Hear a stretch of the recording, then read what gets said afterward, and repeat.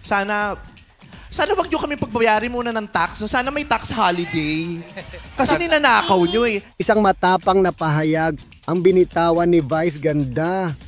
Live mismo sa It's Showtime. At agad itong umani ng papuri at reaksyon online.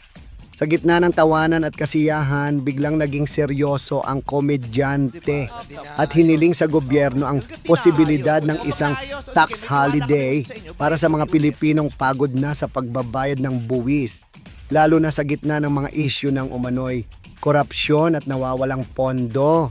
Ani ni Vice, sana huwag niyo muna kaming pagbayarin ng tax kasi ninanakaw niyo rin naman. Kasunod pa niya, kung talagang mahal niyo kami, mga nasa gobyerno, maglambing naman kayo kahit minsan. Bagamat may halong biro ang tono, ramdam ng mga manonood ang bigat at katotohanan sa kanyang sinabi. Maging ang kanyang co-hosts tulad ni na Kim Chiu at Jong Hilario ay tila sumang-ayon sa sentimentong ito na nagbunsod ng hiyawan at palakpakan mula sa live audience. Sa social media, bumaha ang suporta mula sa netizens.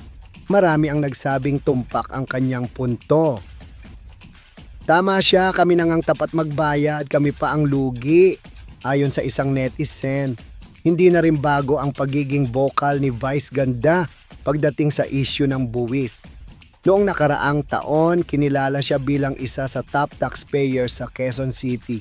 At sa mga panayam, ay palagi niyang binibigyang diin ang kahalagahan ng transparency sa gobyerno. Ngunit ngayon, tila mas direkta at mas emosyonal ang kanyang panawagan. Isang simpleng lambing, isang hinaing mula sa isang Pilipinong nagbabayad ng tama pero nagtatanong, nasaan na ang balik ng buwis?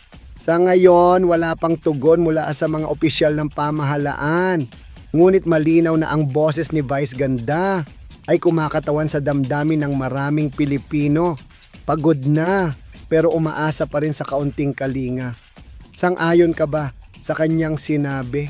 Ipo-comment mo na yan sa ibaba at abete. At huwag kalimutang mag-like at subscribe para sa mas marami pang kwento ng bayan